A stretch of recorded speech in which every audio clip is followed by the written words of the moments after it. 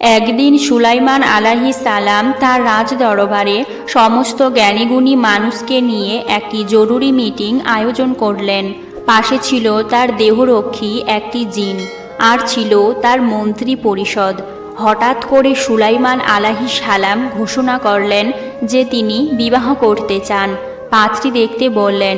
তখন আশেপাশে থাকা মন্ত্রী, জ্ঞানীগুণী মানুষ, তারা সকলেই তাকে বললেন, হুজুর, আপনি সারা দুনিয়ার বাদশাহ এবং পয়গম্বর, আপনি আমাদের দেশের রাষ্ট্রপ্রধান, আপনি যেমন তেমন মেয়েকে বিবাহ করবেন না। আপনার জন্য কেমন পাত্রী দেখব? যদি বলে দিতেন তাহলে পাত্রী খুঁজতে আমাদের সুবিধে হতো।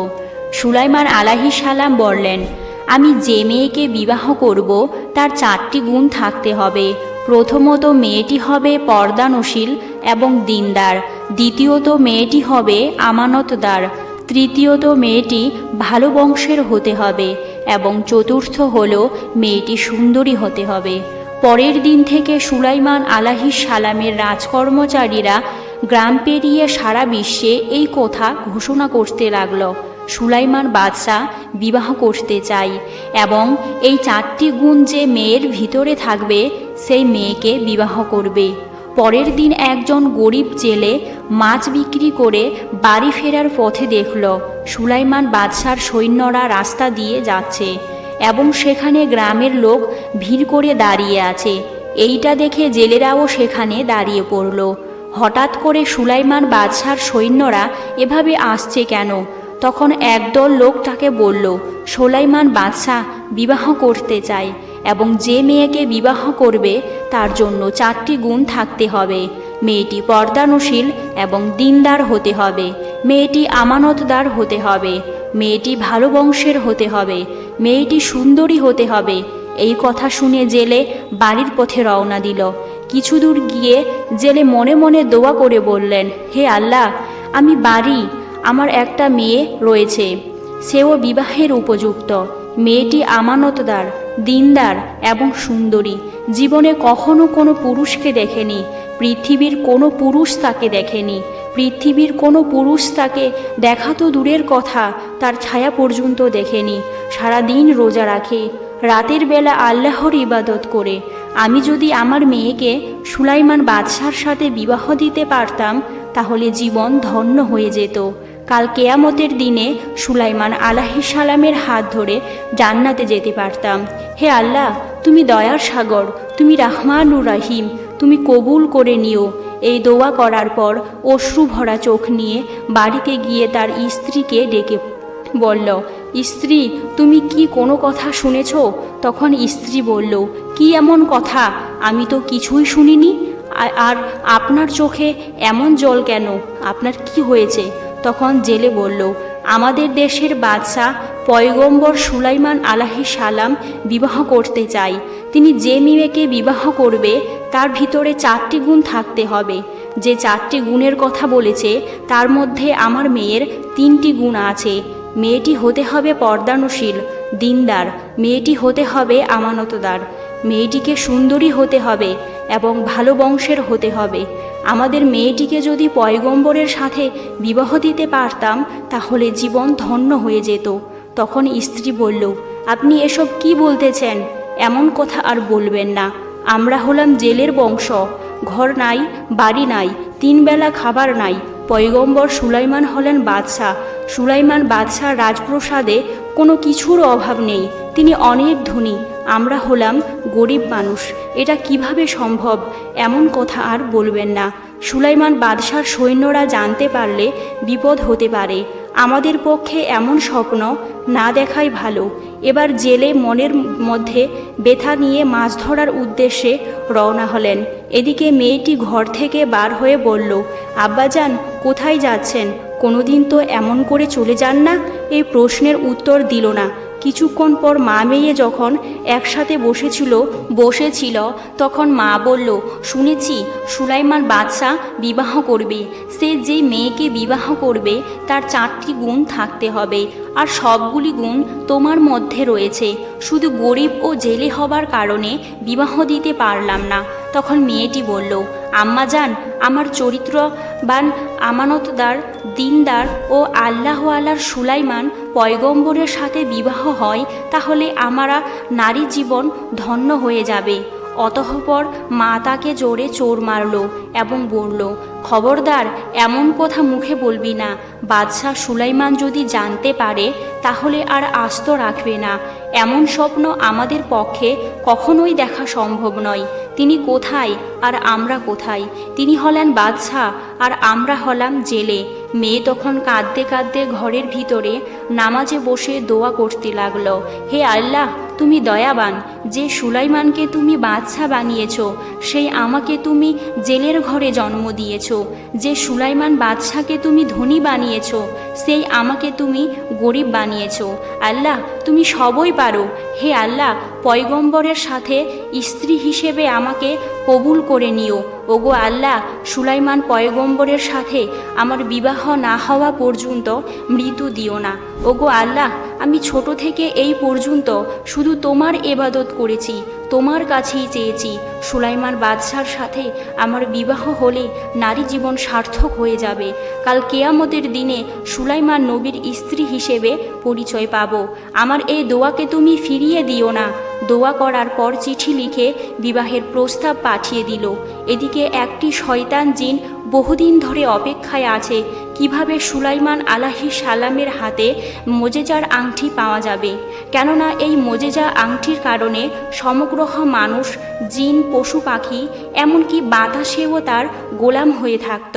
তাই এই মোজেজা আংটি যদি ওই জিন নিতে পারে তাহলে তার কথা সমগ্র বিশ্ব শুনবে, তার গোলাম হয়ে থাকবে। এই শয়তান জিন চাই সুলাইমান আলাইহিস সালামকে সরিয়ে দিয়ে সে ওই সিংহাসনে বসবে। জিন সেই অপেক্ষায় আছে। অতঃপর 3 মাস পর আবারও সুলাইমান আলাইহিস সালাম একটি জরুরি মিটিংয়ে আয়োজন করলেন। সুলাইমান আলাইহিস সালাম বললেন, কি ব্যাপার, আপনাদের সবাইকে এমন হতাশাজনক দেখাচ্ছে কেন? আর বিবাহের জন্য যোগ্য পাত্রী কি খুঁজে পেয়েছেন? তখন মন্ত্রীদের মধ্যে একজন বলল, হুজুর, আপনার শর্ত অনুযায়ী তেমন বিবাহের জন্য যোগ্য পাত্রী খুঁজে পাওয়া যাচ্ছে না। আবার এমন একজন পাত্রী বিবাহের জন্য আপনার কাছে পত্র লিখেছে যা শুনলে আপনি অত্যন্ত রাগান্বিত হবেন। সুলাইমান আলাইহিস সালাম বললেন, কি এমন পত্র? পত্রটি পেশ করুন। তখন মন্ত্রী পরিষদের মধ্যে আর একজন বলল, হুজুর, গ্রামে একজন জেলে থাকে, তার একটি মেয়ে আছে। সে আপনাকে বিবাহের জন্য পত্র লিখেছে, আর সাথে এটাও লিখেছে যে সে আপনার সম্পদের ওপর কোনো লোভ নেই, শুধুমাত্র আপনাকে সে বিবাহ করতে চায়। মন্ত্রী পরিষদের অপর দিকে থাকা আরেকজন বলল, হুজুর, এটা কখনোই সম্ভব নয়, তার সাহস তো কম নয়। জেলের মেয়ে হয়ে সুলাইমান বাদশাহকে বিবাহ করতে চায়। তখন সুলাইমান আলাইহিস সালাম কিছু না ভেবেই পত্রটি ছিঁড়ে ফেলল। অতঃপর আল্লাহ রাব্বুল আলামিনের কাছে এক ফেরেশতা বলল, আল্লাহ, আপনার পয়গম্বর সুলাইমান আলাইহিস সালাম ধনসম্পদের কারণে অহংকার করেছে, কেননা জেলের মেয়ের বিবাহের পাত্র সে কিছু না ভেবেই ছিঁড়ে ফেলল। অতঃপর আল্লাহ রাব্বুল আলামিন বললেন, সুলাইমান আলাইহিস সালামের উপর পরীক্ষা শুরু করা হবে। এদিকে জেলের মেয়েটি পত্র ছিঁড়ে ফেলার এই খবর পেয়ে অত্যন্ত শোকাহত হলেন। বুক ভরা ব্যথা নিয়ে নামাজ পড়ে দোয়া করতে লাগলেন, ওগো আল্লাহ, তুমি মহান, তুমি সবই পারো। আমি জেলের মেয়ে, একজন গরিব বলে সুলাইমান বাদশাহ আমার এই প্রস্তাব প্রত্যাখ্যান করেছে। ওগো আল্লাহ, আমি শুধু তোমার ইবাদত করি আর তোমারই কাছে প্রার্থনা করি। হে আল্লাহ, আমাকে ধনী বানিয়ে দাও, সুলাইমান বাদশাহর সাথে বিবাহে আবদ্ধ করে দাও। আর নয়তো সুলাইমান বাদশাহকে আমার মতো গরিব বানিয়ে আমার সাথে বিবাহ বন্ধনে আবদ্ধ করে দাও। এদিকে সুলাইমান আলাইহিস সালাম ও তার মন্ত্রী পরিষদ রাজ দরবারে বসেছিলেন। তখন ওই সুলাইমান আলাইহিস সালাম তার হাতের মোজেজার আংটি খুলে রেখে দেহরক্ষীকে বলল, আমি না আসা পর্যন্ত তুমি কোথাও যাবে না এবং অন্যদিকেও তাকাবে না। এই কথা বলার পর সুলাইমান আলাইহিস সালাম বাথরুমের দিকে গেলেন। অতঃপর এই সুযোগে সেই শয়তান জিন সুলাইমান আলাইহিস সালামের রূপ ধারণ করে দেহরক্ষীর কাছে এসে বলল, আংটিটি তাড়াতাড়ি আমাকে দিয়ে দাও। চারিদিকে শোনা যাচ্ছে আমার মতো একজন ছদ্মবেশে নকল সুলাইমান দেশের ভিতরে ঘোরাঘুরি করছে। সে দেশের রাষ্ট্রপ্রধান হয়ে রাজ সিংহাসনে বসবে। তোমরা তাকে সেখানেই দেখবে, শাস্তি দিবে। অন্যদিকে অনেকক্ষণ পর সুলাইমান আলাইহিস সালাম যখন পাক পবিত্র হয়ে সেই দেহরক্ষীর কাছে যখন আংটি চাইল, তখন দেহরক্ষী বলল, কিসের আংটি, আর তুমিই বা কে? তখন সুলাইমান আলাইহিস সালাম বলল, তোমার কথা আমি কিছুই বুঝতে পারছি না, তুমি কি বলতে চাইছো সুলাইমান বাদশাহ?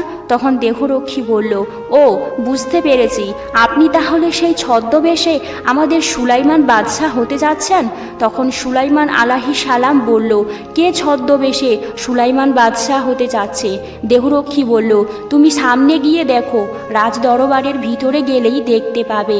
তখন সুলাইমান আলাইহিস সালাম যখন রাজ দরবারের ভিতরে যাচ্ছে, ঠিক তখন শয়তান জিন এটা বুঝতে পেরে রাজ দরবারের সমস্ত কর্মচারীকে ডেকে বলল, তোমরা শোনো, আমি শুনেছি আমাদের দেশে ছদ্মবেশে একজন সুলাইমান বাদশাহ সেজে সিংহাসনে বসতে চাইছে, তাই তোমরা তাকে যেখানেই দেখবে উপযুক্ত শাস্তি দেবে এবং দেশ থেকে বিদায় করবে।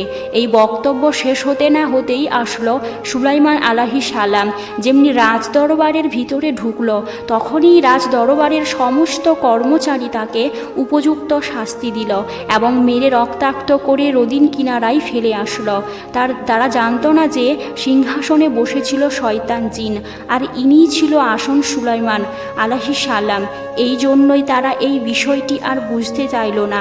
অতঃপর সন্ধ্যার প্রায় কাছাকাছি সময় জেলেরা মাছ ধরে বাড়ি ফেরার পথে দেখল কি যেন নদীর কিনারায় ভেসে আসছে। এটা দেখতে পেয়ে তারা কাছে গিয়ে দেখল একটা সুন্দর চেহারার মানুষ যেন তার ললাট থেকে নূরের জ্যোতি বার হচ্ছে, কিন্তু তাকে এত পরিমাণ মেরেছে তার সারা শরীর থেকে রক্ত বের হচ্ছে। এটা দেখে জেলে নদী থেকে কিছু পানি নিয়ে তার মাথায় দিল। কিছুক্ষণ পর সুলাইমান আলাইহিস সালামের জ্ঞান ফিরে এলো। এবার জেলে বলল, বাবা তুমি কে? আমি চিনতে পারলাম না, তোমার বাড়ি কোথায়? তোমায় এমনভাবে মেরে রক্তাক্ত করে এখানে ফেলে দিয়েছে কেন? তখন সুলাইমান আলাইহিস সালাম মনে মনে ভাবল, এখন যদি আমি বলি আমি সুলাইমান বাদশাহ, তাহলে হয়তো বিশ্বাস করবে না। তিনি হয়তো বলবেন সুলাইমান বাদশাহ তো রাজদরবারে বসে আছে, আমাকে মিথ্যাবাদী মনে করবে। তাই তিনি আর কিছু বললেন না, শুধু বললেন, আমার মাথাতে প্রচণ্ড আঘাত পেয়েছি, আমি কিছু বলতে পারছি না। এবার জেলে সুলাইমান